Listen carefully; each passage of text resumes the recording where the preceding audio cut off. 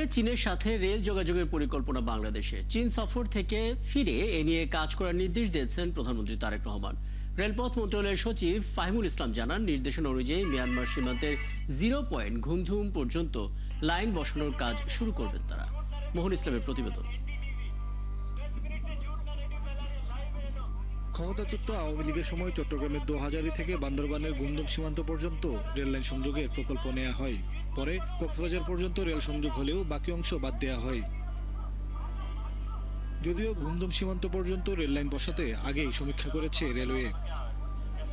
বাংলাদেশ থেকে মিয়ানমার হয়ে সরাসরি চীন পর্যন্ত ট্রেন চালানোর পরিকল্পনায় এগুচ্ছে সরকার। সম্প্রতি প্রধানমন্ত্রী তারেক রহমান চীন সফর থেকে ফিরে এ বিষয়ে নির্দেশনা দেন। বাংলাদেশের কক্সবাজার থেকে গুমদুম পর্যন্ত যেটি আমরা ওই প্রজেক্ট থেকে আমরা এটা কাটিল করেছিলাম, এটা আবার আমরা এটা ইমপ্লিমেন্ট করব বলে আমরা আশা করছি। পরিকল্পনা অনুযায়ী কক্সবাজার স্টেশন থেকে রেললাইন সংযোগ করা হবে গুমদুম সীমান্ত পর্যন্ত। আমার পেছনের অংশ মায়ানমার, আর এই শূন্যরেখা পর্যন্ত বাংলাদেশ রেলওয়ের একটি প্রকল্প ছিল।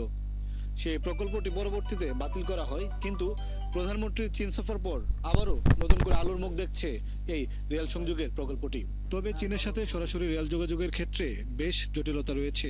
বিশেষ করে যুদ্ধ চলা মিয়ানমারের অভ্যন্তরীণ পরিস্থিতি গুরুত্বপূর্ণ।